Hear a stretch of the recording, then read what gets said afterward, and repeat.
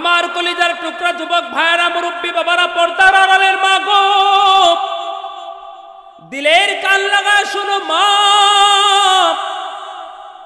রাসূলের কাছে সাহাবী এসে কালিমা পড়লেন, ওগো রাসূল, আমি আপনার কাছে কালিমা পড়ে মুসলমান হইলাম।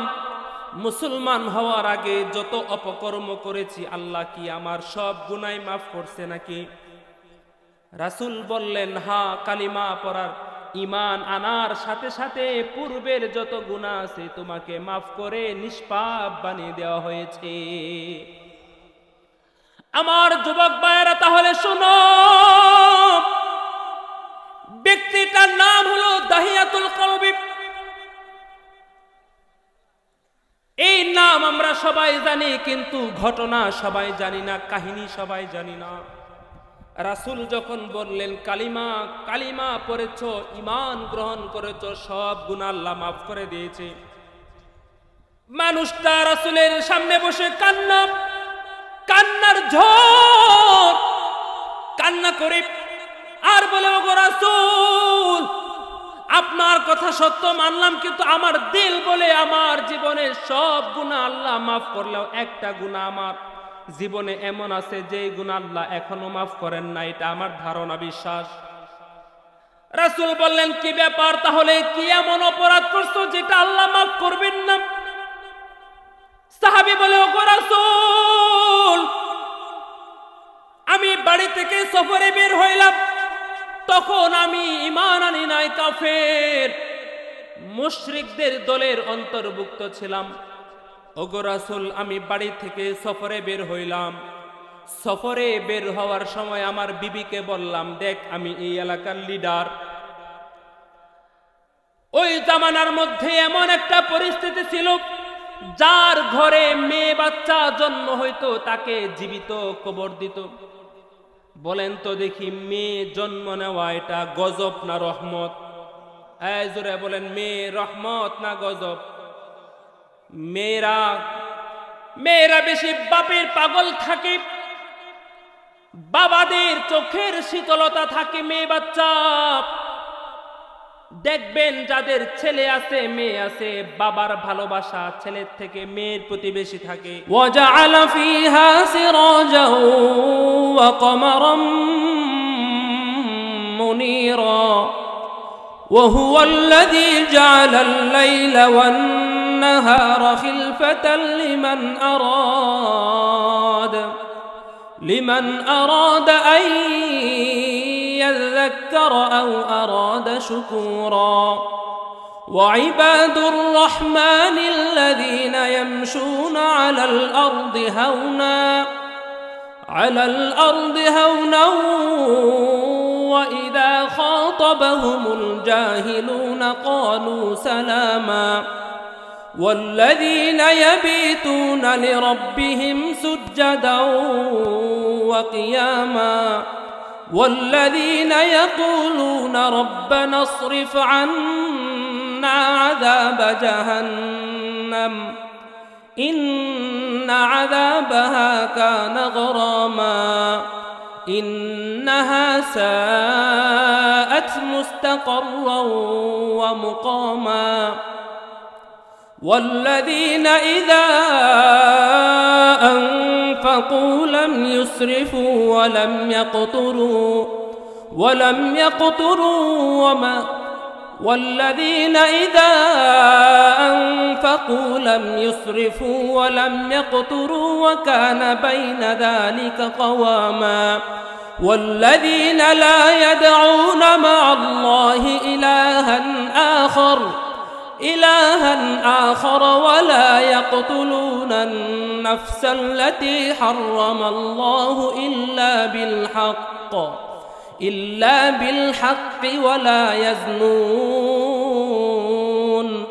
ومن يفعل ذلك يلقى أثاما وقال تعالى قل إن كنتم تحبون الله فاتبعوني يحببكم الله ويغفر لكم ذنوبكم والله غفور رحيم صدق الله المولانا العظيم وصدق رسوله النبي الكريم ونحن على ذلك من الشاهدين والشاكرين والذاكرين والحمد لله رب العالمين.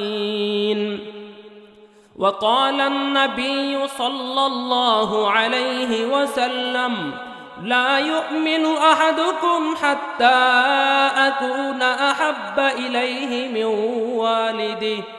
من والده وولده والناس أجمعين أو كما قال عليه الصلاة والسلام. سبحانك لا علم لنا إلا ما علمتنا إنك أنت العليم الحكيم. दुनियाए सदाकत में तेरा नाम रहेगा, दुनियाए सदाकत में तेरा नाम रहेगा, सिद्दीक तेरा नाम से इस्लाम रहेगा, सिद्दीक तेरा नाम से इस्लाम रहेगा, दुनियाए अदालत में तेरा नाम रहेगा, दुनियाए अदालत में तेरा नाम रहेगा, उस्मान तेरा नाम से इस्लाम रहेगा, उस्मान तेरा नाम से इस्लाम रहेगा, दुनियाए सियासत में तेरा नाम रहेगा, दुनियाए सियासत में तेरा नाम रहेगा, फारूक तेरा नाम से इस्लाम रहेगा, फारूक तेरा नाम से इस्लाम रहेगा, दुनियाए मुअज्जिन में तेरा नाम रहेगा, दुनियाए मुअज्जिन में तेरा नाम रहेगा, बेलाल तेरा नाम से इस्लाम रहेगा, बेलाल तेरा नाम से इस्लाम रहेगा, ला इलाहा সবাই মহাব্বত নিয়ে পড়ি লা ইলাহা ইল্লাল্লাহ, লা ইলাহা, লা ইলাহা, সবাই আরো জোরে। ভাইজান যার দিলে আছে আল্লাহর ভয়, আল্লাহ আল্লাহ সব সময়, দুনিয়াদারি ভালো লাগে না, ভালো লাগে যে ইল্লাল্লাহ, লা ইলাহা, মাশাআল্লাহ, লা ইলাহা। এতগুলা মানুষ জবান উঁচু করেন ভাই, লা ইলাহা, লা ইলাহা ইল্লাল্লাহ, সবাই মহাব্বত নিয়ে পড়ি আল্লাহু আল্লাহ, আল্লাহু আল্লাহ, আল্লাহু আল্লাহ।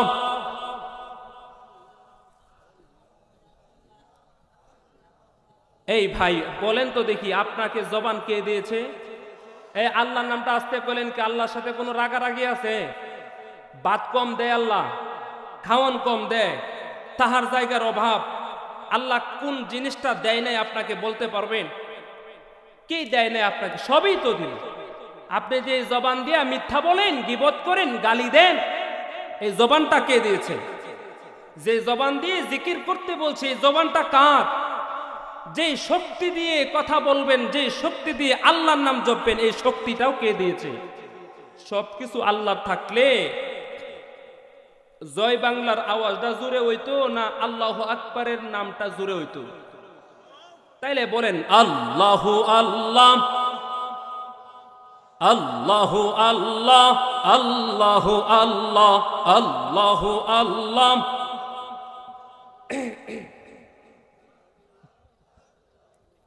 ऐ मालिके आजर मुझको गारिब करना क्यों है, ऐ मालिके आजर मुझको गारिब करना क्यों है, बंगला से मुल्क मदीना, बंगला से मुल्क मदीना, इतना क्यों दूर है। दर्दो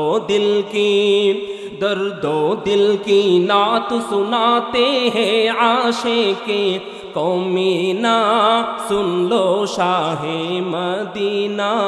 दर्दो दिल की जब जब आए हज के महीने, दिल में आग जल जाए। जब जब आए हज के महीने, दिल में आग जल जाए। तवंगर सब जाए मदीना, तवंगर सब जाए मदीना, मुझको क्यों नहीं ले जाए। दर्दो दिल की नात सुनाते हैं आशिक़े कौमीना, सुन लो शाहे मदीना। दर्दो दिल की तुम तो नूरे रिसालत है, तुम तो नूरे मुनव्वर। अल्लाहु अकबर बोलें, और जुरे बोलें अल्लाहु अकबर। तुम तो नूरे रिसालत है, तुम तो नूरे मुनव्वर। तो खुदा का रसूल है और तो खुदा का रसूल है और तो ही शाहे दो आलम। दर्दो दिल की नात सुनाते हैं आशिक़े कौमीना, सुन लो शाहे मदीना। दर्दो दिल की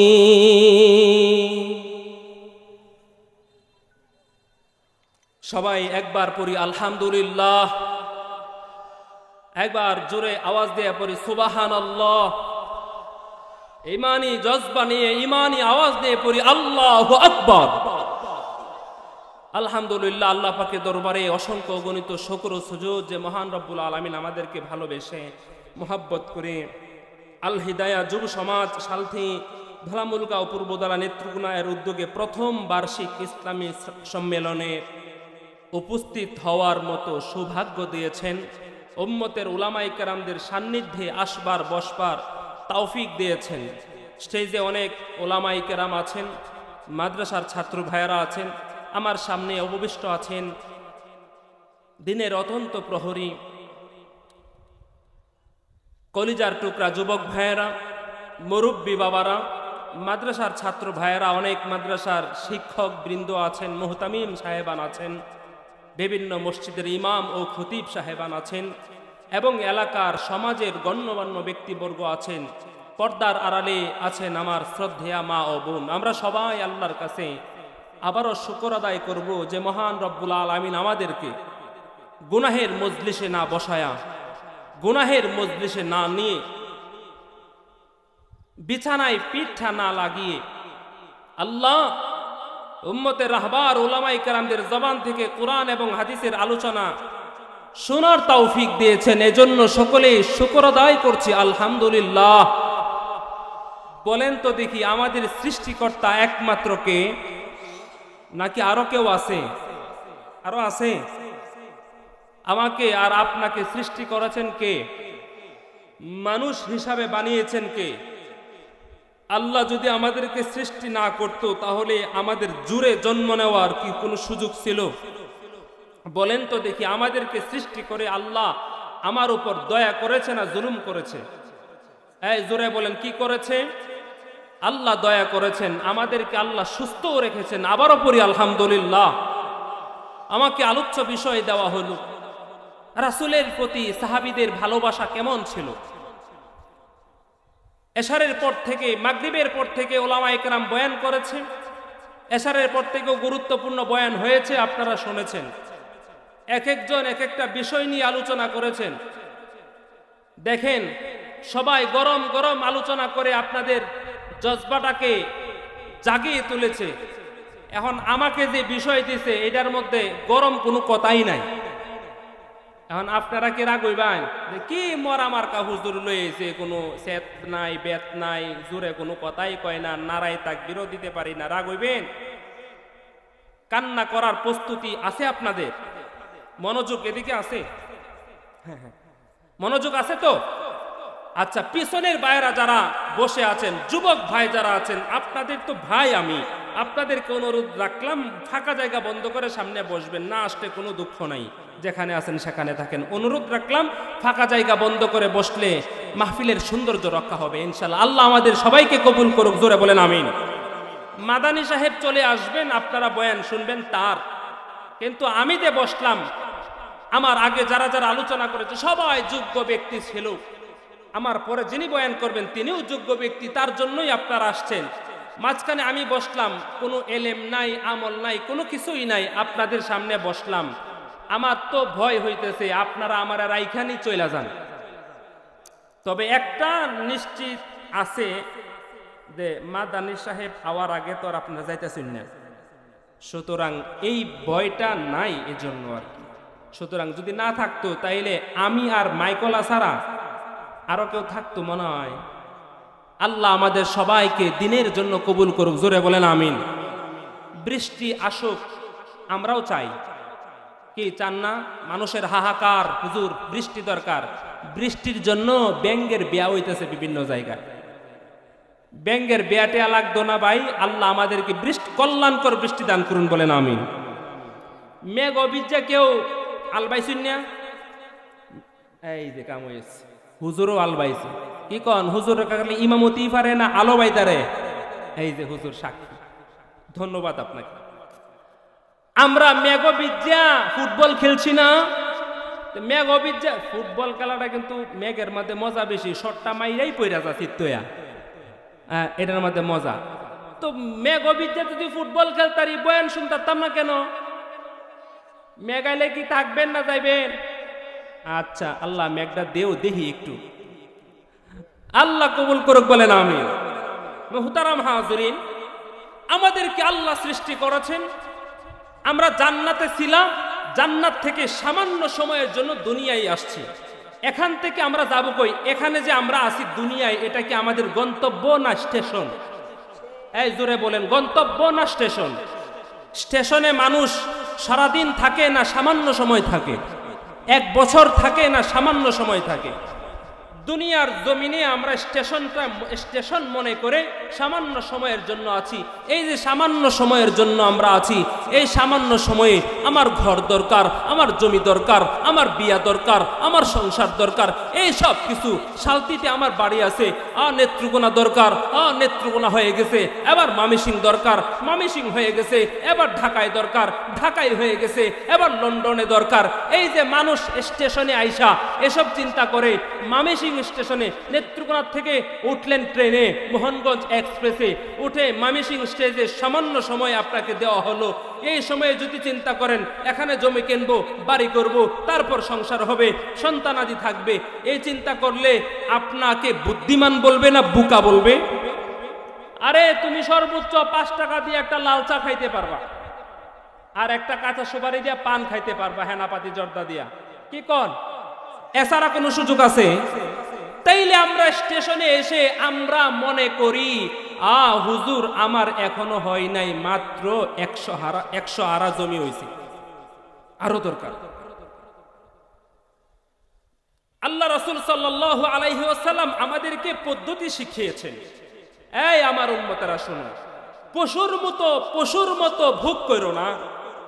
মানুষের ভোগের জন্য, মানুষের প্রয়োজনে যা দরকার ততটুকুই অর্জন করবা, এর চেয়ে বেশি অর্জন করার কোনো দরকার নাই। আপনি যদি কোনো ওয়াক্তে পেট ভরে খানা খান, একদম যেটুকু দরকার তার চেয়েও বেশি খানা খান, এরপরে আপনার নামাজ পড়তে অসুবিধা না সুবিধা? সুবিধা না অসুবিধা? বেশি খাইলেই অসুবিধা, বেশি ভোগ করবেন তো অসুবিধা।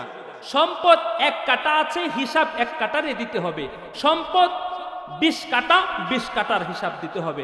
সম্পদ 10 আরা, 10 বিঘা, 10 বিঘার হিসাব দিতে হবে।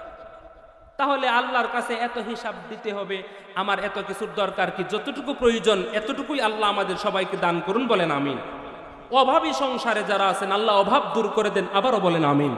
মুহতারাম হাজিরিন, রাসূলের প্রতি সাহাবীদের ভালোবাসা কেমন ছিল এটা জানার আগে আমাদের নিজেদের জানা দরকার, আমরা মরণের জন্য প্রস্তুতি আছে না নাই? আছে প্রস্তুতি? আচ্ছা, প্রস্তুতি যদি থেকেই থাকে তাহলে বাড়ি থেকে যে আপনি মাহফিলে আসলেন, বিবির কাছে বলে আসছেন মাহফিলে যাচ্ছি দোয়া করো, ফিরে না আসলে মাফ করে দিও, বলেছেন কেউ? হ্যাঁ, আমি বলেছি। তাহলে বলেন তো দেখি প্রস্তুতিটা আমাদের কেমনে থাকলো? এই গত কয়েকদিন 2-3 দিন আগে আমি বয়ানের শুরুতে ঘটনাটা বর্ণনা করছিলাম। নলুয়াপাড়া বাজারে জিব্রাইল আলাইহিসসালাতু ওয়াসসালাম ইদ্রিস নবীর কাছে আসছে আল্লাহর পক্ষ থেকে সুখবর নিয়ে। বলে, হে নবী সালাম গ্রহণ করুন, আল্লাহ আমাকে সুসংবাদ দিয়ে আপনার কাছে পাঠিয়েছে। এই যুবক ভাইয়ারা, এই যে উত্তর পাশে যুবক ভাইয়ারা, ওদিকে কি মমতাজ সালাম্মা আইছে নাকি? বুঝতেছি নাকি? আমার দিকে তাকান ভাই, আপনাদের প্রয়োজনে 2-4টা কথা বলবো ইনশাআল্লাহ। জিব্রাইল আলাইহিসসালাতু ওয়াসসালাম, এই আপনাদের মনোযোগ আছে? মনোযোগ আছে নাকি? কার কার মনোযোগ আছে হাত উঠান তো দেখি। আল্লাহু আকবার বলেন তো দেখি। আল্লাহ আমাদেরকে শেষ পর্যন্ত কবুল করুক, বলেন আমিন। জিব্রাইল আলাইহিসসালাতু ওয়াসসালাম বলেন, সালাম গ্রহণ করুন হে রাসূল, আল্লাহ আমাকে একটা সুসংবাদ দিয়ে আপনার কাছে পাঠিয়েছে। কি সুসংবাদ? জিব্রাইল বলে, সুসংবাদ হলো আজকের পর থেকে আপনি যত নেক আমল করবেন, প্রতিটা একটা নেক আমল করবেন, একটা নেক কাজ করবেন, আল্লাহর সাথে সাথে 1-কে 10 গুণ বাড়ায় দিবেন। একটা সুবহানাল্লাহ বলবেন, 10 বার সুবহানাল্লাহ বলার সওয়াব দিয়ে দিবে। ইদ্রিস নবী কয়, তাহলে তো আল্লাহ আমাকে বিশাল বড় অফার দিল। তাহলে জিব্রাইল আলাইহিস সালামকে বললেন, জিব্রাইল আলাইহিস সালাম, তাহলে আপনি আল্লাহর কাছে একটু বলবেন, রিকোয়েস্ট করেন আমার পক্ষ থেকে, আমার যতটুকু হায়াত আছে তার চেয়ে যেন হায়াতটা একটু বাড়িয়ে দেয়, তাহলে আমার একটু আমলনামায় নেক বেশি জমা হবে। জিব্রাইল আলাইহিস সালাম বলে, এই মন্ত্রণালয়ের দায়িত্ব আমার না, আজরাইলের। আজরাইলের কাছে যাওয়ান লাগবো। আজরাইল কই আছে? বলে, আজরাইলের অফিস হলো 4র্থ আসমানে। কোথায়? এই সবাই বলেন না কেন? 4র্থ আসমানে। চলেন ওখানে। ইদ্রিস নবী নিয়া বলে, আমার পাখার উপরে বসেন। বসায়া 4র্থ আসমানে নিয়ে গেছে। নিয়ে যায় বলে, তাহলে চলেন আজরাইলের অফিসে যাই। ইদ্রিস নবী কয়, আমি আজরাইলের সামনে যেতাম না, কারণ আজরাইলের সামনে যেই পড়ে এর অবস্থাটা কি হয়? ইন্না লিল্লাহি ওয়া ইন্না ইলাইহি রাজিউন। আজরাইলের সাথে সাক্ষাৎ করতে চান? হ্যাঁ, সাক্ষাৎ করতে চান? মজিউর ভাই বলে চায়, আল্লাহ তুমি দেখো। শোনেন, ইদ্রিস নবী কয়, বাহিরে বসি। জিব্রাইল আলাইহিস সালাম বাহিরে বসে রুমে ঢুকলেন, আজরাইলের সালাম দিলেন। তো বস আপনি এখানে? আজরাইল বলে, বস আপনি এখানে? সমস্ত ফেরেশতাদের হেড জিব্রাইল আলাইহিস সালাম বস অফিসে আসতেন। কি ব্যাপার, কেন? আবদার নিয়ে আসছি। কি আবদার? বলে, ইদ্রিস নবীর হায়াতটা বাড়ায়া দিতে হবে, একটু পরামর্শ করে দেখো। বলে, আমার তো কাজ হলো কালি জান নেওন, বাড়ায়া দেওয়ার দায়িত্ব আমার হাতে নাই, এটা আল্লাহর হাতে। সুবহানাল্লাহ নাই? আল্লাহর হাতে, আল্লাহর সাথে পরামর্শ করতে হবে। তার আগে আজকে কার কার মরণ হবে তালিকাটা একটু দেখি। বলে, আল্লাহ তাআলা প্রতিদিন একটা তালিকা পাঠায় আমার কাছে, 24 ঘন্টায় কার কোথায় কখন মরণ হবে, কার কোথায় কখন মরণ হবে এই তালিকাটা আমাকে দেয়। এই অনুযায়ী যার যেখানে মরণ লেখা আছে সেখানে তার জান কবজ করি আমি। তাহলে আজকের তালিকাটা দেখি, পরে আল্লাহর সাথে পরামর্শ করি। আজরাইল আলাইহিস সালাম আজকে 24 ঘন্টার মধ্যে যার যার মরণ হবে তার তালিকাটা বের করে যখন আজরাইলের সামনে হাজির করার পর আজরাইল সাথে সাথে পড়লেন আলহামদুলিল্লাহ। জিব্রাইল আলাইহিস সালাম বলে, কি ব্যাপার আলহামদুলিল্লাহ পড়লেন কেন? বলে, আলহামদুলিল্লাহ পড়লাম হলো আজকে এই 24 ঘন্টার মধ্যে যার যার মরণ হবে এবং কার কোথায় মরণ হবে সময় এবং স্থান লেখা আছে। এই তালিকা দেখলাম আর আলহামদুলিল্লাহ পড়লাম এই জন্য আজকের মৃত্যুর তালিকার মধ্যে ইদ্রিস নবীর নামটাও লেখা আছে। এই সুবহানাল্লাহ নাই? আজকের মৃত ব্যক্তিদের তালিকার মধ্যে ইদ্রিস নবীর নামটাও লেখা আছে এবং স্থান লেখা আছে চতুর্থ আসমান। আজরাইল বলে আমি তো পেরেশান ছিলাম, ইদ্রিস নবীর মরণ হবে চতুর্থ আসমানে, অথচ সেই দুনিয়ায় ইদ্রিস নবীকে চতুর্থ আসমানে কিভাবে নিয়ে আসবো আর কিভাবে জান কবজ করব? কারণ আল্লাহর যদি লেখা থাকে আপনার কপালে আপনার মরণটা এই স্কুলের চাঁদের উপর থেকে পড়ে গিয়ে মরণ হবে, সেটাই হবে। আপনি উঠবেন না, আপনাকে পুলিশে দৌড়ায় তুলব। আপনি উঠবেন না, আপনার বাপে আপনাকে দৌড়ায় তুলব। এই আপনি মাদ্রাসায় পড়েন, আপনি উঠবেন না, আপনার হুজুরে বেত লইয়া দৌড়াইয়া ছাদ উড়াইব, এরপরে ফালায় মারব। এমন ঘটনা বহু শুনছি। হুজুরের বয়ে ছাদের উপরে গেছে, ছাদ থেকে পরে ছেলের মৃত্যু হয়ে গেছে। আমরা যদি জানি আমাদের মরণে ছাদের উপরে আসছি, তাহলে কখনোই আমরা ছাদে উঠবই না। তাহলে আমরা কে বুঝলাম আজ রাতের শেষে ফজরের জামাত যদি আমার কপালে লেখা না থাকে, বিবির সাথে আর সাক্ষাৎ যদি আমার কপালে না জুটে, তাহলে কিছুই করার নাই। এজন্য বাড়ি থেকে বের হওয়ার সময় কোথাও সফরে যান, কোনো আয়োজনে যান, কোনো বেড়াইতে গেলেন, বাড়ির থেকে বিদায় নিয়ে তারপরে যাবেন, আল্লাহ নিরাপদ সফর কবুল করবেন। আমার যুবক ভাইয়েরা শুনো, তাহলে আমাদের মরণ নিশ্চিত, আমাদের মরণ হয়ে যাবে এটা নিশ্চিত বুঝলাম। আর রাসূলের প্রতি সাহাবীদের ভালোবাসা কেমন ছিল সেটা আমরা জানবো, বুঝবো, আমল করব। তার আগে আমরা যে রাসূলের উম্মত হইয়া আমাদের জীবনটা কেমনে পার করলাম। এই যে আমরা বসে থাকলাম এখানে সারিবদ্ধভাবে, বলেন তো দেখি আমাদের জীবনে গুনাহ আছে না নাই? আমাদের জীবনে গুনাহ ছাড়া কি আছে বলেন দেখি? গুনাহ কইরা জীবন পার করছেন, তওবার সুযোগ নাই আপনার। মরণের আগে আপনার নসিবে যদি একটা তওবাও না থাকে, কবরটা কি হবে, হাসরটা কি হবে ভেবে দেখেছেন কখনো? আমার কলিজার টুকরা যুবক ভাইয়েরা, মুরব্বী বাবারা, পর্দার আড়ালের মা গো, দিলের কান লাগায় শোনো মা। রাসূলের কাছে সাহাবী এসে কালিমা পড়লেন, ওগো রাসূল, আমি আপনার কাছে কালিমা পড়ে মুসলমান হইলাম। মুসলমান হওয়ার আগে যত অপকর্ম করেছি, আল্লাহ কি আমার সব গুনাহ মাফ করছে নাকি? রাসূল বললেন, হ্যাঁ, কালিমা পড়ার ঈমান আনার সাথে সাথে পূর্বের যত গুনাহ আছে তোমাকে মাফ করে নিষ্পাপ বানিয়ে দেওয়া হয়েছে। আমার যুবক ভাইয়েরা, তাহলে শোনো,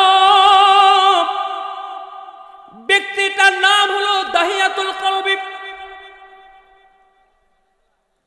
এই নাম আমরা সবাই জানি, কিন্তু ঘটনা সবাই জানি না, কাহিনী সবাই জানি না। রাসূল যখন বললেন কালিমা পড়েছ, ঈমান গ্রহণ করেছ, সব গুনাহ আল্লাহ মাফ করে দিয়েছে, মানুষটা রাসূলের সামনে বসে কান্নার ঝড় কান্না করে আর বলে, ওগো রাসূল, আপনার কথা সত্য মানলাম, কিন্তু আমার দিল বলে আমার জীবনে সব গুনাহ আল্লাহ মাফ করলেও একটা গুনাহ আমার জীবনে এমন আছে যে গুনাহ আল্লাহ এখনো মাফ করেন না, এটা আমার ধারণা, বিশ্বাস। রাসূল বললেন, কি ব্যাপার, তাহলে কি এমন অপরাধ করছো যেটা আল্লাহ মাফ করবেন না? সাহাবী বলে, ওগো রাসূল, আমি বাড়ি থেকে সফরে বের হইলাম, তখন আমি ঈমান আনি নাই, কাফের মুশরিকদের দলের অন্তর্ভুক্ত ছিলাম। ওগো রাসূল, আমি বাড়ি থেকে সফরে বের হইলাম, সফরে বের হওয়ার সময় আমার বিবিকে বললাম, দেখ আমি এই এলাকার লিডার, ওই জামানার মধ্যে এমন একটা পরিস্থিতি ছিল, যার ঘরে মেয়ে বাচ্চা জন্ম হইতো তাকে জীবিত কবর দিত। বলেন তো দেখি, মেয়ে জন্ম নেওয়া এটা গজব না রহমত? এই জোরে বলেন, মেয়ে রহমত না গজব? মেয়েরা বেশি বাপের পাগল থাকে, বাবাদের চোখের শীতলতা থাকে মেয়ে বাচ্চা। দেখবেন যাদের ছেলে আছে মেয়ে আছে, বাবার ভালোবাসা ছেলের থেকে মেয়ের প্রতি বেশি থাকে। ছেলের জন্য যদি 10 টাকার মজা আনে, মেয়ের জন্য 20 টাকার মজা আনে বাবা। রাসূলের কাছে এই সাহাবী বলল, গো রাসূল, ওই জামানায় আমি যার ঘরে মেয়ে দেখতাম, তাহলে আমি তাকে বলতাম মেয়েকে জবাই করে ফেল, না হয় জীবিত মাটিতে পুঁতে ফেল। কেউ যদি দয়ার চিত্র দেখায়া মাটি না দিত, তাহলে আমি নিজেকে দাফন করতাম, বহু করছি। কিন্তু আমি সফরে যাওয়ার সময় আমার বিবিকে বললাম, দেখো তোমার বাচ্চা হবে, তোমার গর্ভ থেকে যদি মেয়ে সন্তান হয় তাহলে সাথে সাথে মাটিতে পুঁতে ফেলবা। আমি যদি আয়সা দেখি মেয়ে সন্তান আমার ঘরে আছে, তাহলে কিন্তু তোরে শুদ্ধা জবাই করমু।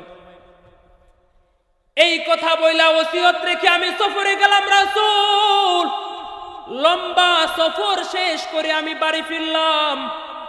বাড়ি ফিরে দেখি আমার ঘরের সামনে উঠোনে বসে একটা মেয়ে খেলা করতেছে, 3-4 বছর বয়সের বাচ্চা মেয়ে।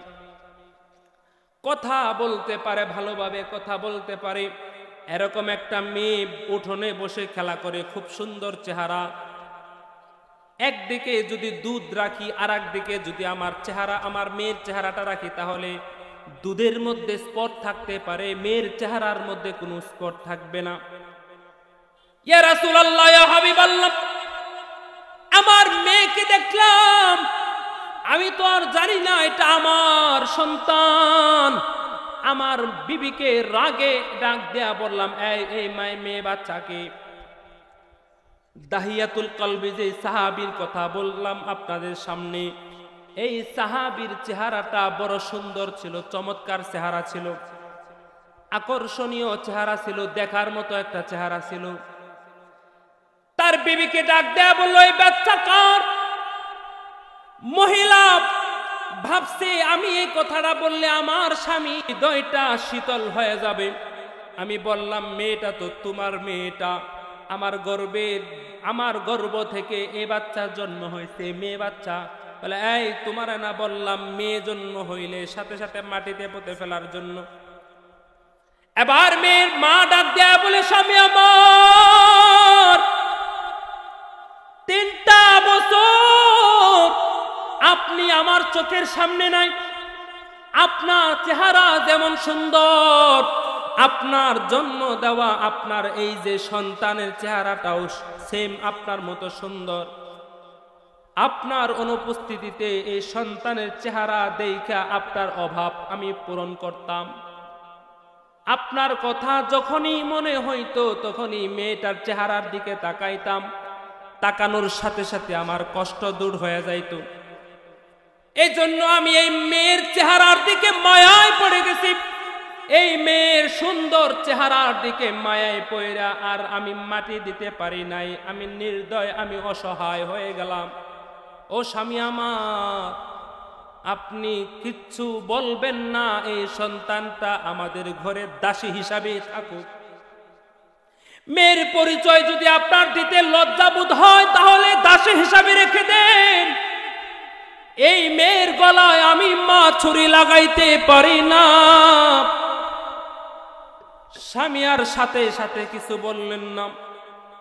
রাতের বেলায় শুইলেন, বিবি এক পাশে শুইলেন, বাবা আর এক পাশে শুইলেন। মেয়ে বাচ্চাটা বাবাকে প্রথম দেখেছে, আবেগত বেশি। মেয়েটা ঝাঁপ দিয়া মা বাবার মাঝখানে শুইছে। একবার মায়ের গলায় জড়ায় ধরে আর একবার বাবার গলায় জড়ায় ধরে। বাবা শোনো, কত বাবা দেখছি মেয়েকে কোলে নিয়ে বাজারে যায়। ও বাবা, আমার এই কপালে হইল না, বাবা কালকে তুমি আমারে বাজারে নিয়ে যাইবা, বেড়াইতে নিয়ে যাইবা বাবা। মেয়ের বিভিন্ন আবদার বাবার কাছে, বাবা কোনো কথা বলে না, মেয়ের দিকে ভালো করে তাকায়াও দেখে না, মেয়েটা বাবা বাবা বলে ডাকে। এই যুবক ভাইরা দিলের কান লাগায় শোনো, মুরব্বী বাবারা, জীবন তো শেষ হয়েই গেল, একটা তওবাও নসিব হইল না কপালে। এই কপাল আল্লাহর কাছে কিন্তু জাহান্নামের কাঠগড়ায় দাঁড় করাবে। আমার মুরব্বী বাবারা শুনুন, রাত গেল, দিন গেল, রাত গেল, দাহিয়াতুল কলবি রাসূলকে বলে, ওগো রাসূল, কয়েকদিনের মধ্যেই দিন যায়, রাত যায়, মেয়ের প্রতি আমি দুর্বল হতে থাকলাম। চিন্তা করলাম এভাবে ইজ্জতটা নষ্ট করা যাবে না। মেয়ের মাকে বলল, এই আমার মেয়েকে বেড়াইতে নিয়ে যায়। বেড়ানোর কথা বলে বলে সাজায় দেও, সাজায় দিছে, মা বাবার সাথে বেড়াইতে যাবে। মা মনে মনে ভাবলো, নিষ্ঠুর বাবার মনটা মনে হয় একটু গলেছে, রহম হয়েছে। বাবা বেড়ানোর কথা বইলা মেয়েকে নিয়ে রওনা হয়ে গেছে। কিছু দূর যাওয়ার পরে একটা হাতে কুদাল নিচে, কুদাল চিনেননি, কুদাল মাটি কাটার কুদাল, মাটি কাটার যন্ত্র হলো কুদাল। কুদাল কান্দে করা লয়া গেছে মরুভূমির মধ্যে। মেয়েকে পাশে রেখে বাবা মাটি খনন করে গর্ত করা শুরু করলো। বাবা গর্ত করতে করতে প্রচন্ড রোদের তাপ, পাশ থেকে মেয়ে ছুটে এসে মেয়ের ওড়না দিয়া বাবার মুখ মুছে দেয়। বলে, বাবা প্রচন্ড রোদের মধ্যে তুমি গর্ত করতেছো কেন? তোমার মুখ ভিজে যাচ্ছে, সুন্দর চেহারা লাল হয়ে যাচ্ছে বাবা। এই বলে বলে কপাল থেকে ঘাম মুছে দেয়, মুখ থেকে ঘাম মুছে দেয়। আবার যায় ছোট মানুষ খেলা করতে, খেলা কইরা আসা দেখে বড় একটা গর্ত করছে। এবার বাবা বলে, মা দেখো তো দেখি গর্তটা কেমন হইল, গর্তটা কেমন হয়েছে দেখো।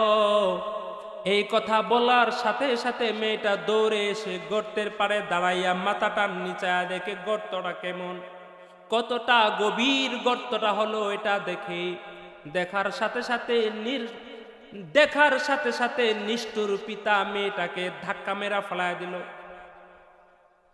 ওগো রাসূল, আমি আমার মেয়ে বাবাকে বাবা বলে ডাকে, আর বলে, বাবা তুমি আমাকে বেড়ানোর কথা বইলা এখানে গর্ত করে আমাকে ফেলায় দিলা কেন? আমি বাবা হিসাবে সেদিন আমার কোনো দয়া আমার মেয়ের প্রতি হয় নাই। ওগো রাসূল, মেয়ের প্রতি বেশি মায়া জন্ম নিচ্ছে, এজন্য আমি দেরি করি নাই। মেয়েটাকে ফেলায়া দিলাম গর্তের মধ্যে, সাথে সাথে মাটি ফেলানো শুরু করলাম।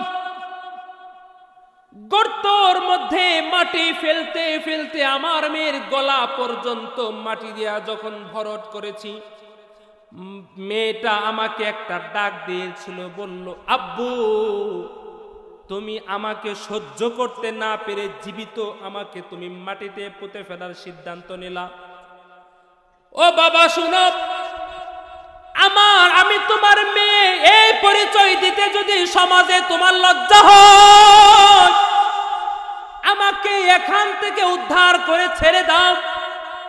জীবিত যতদিন থাকবো ততদিন তোমার পরিচয় কোথাও দিব না বাবা, কারো কাছে দেব না, কোনোদিন তোমার চোখের সামনেও আসবো না, তারপর আমাকে বাঁচায় দেও বাবা।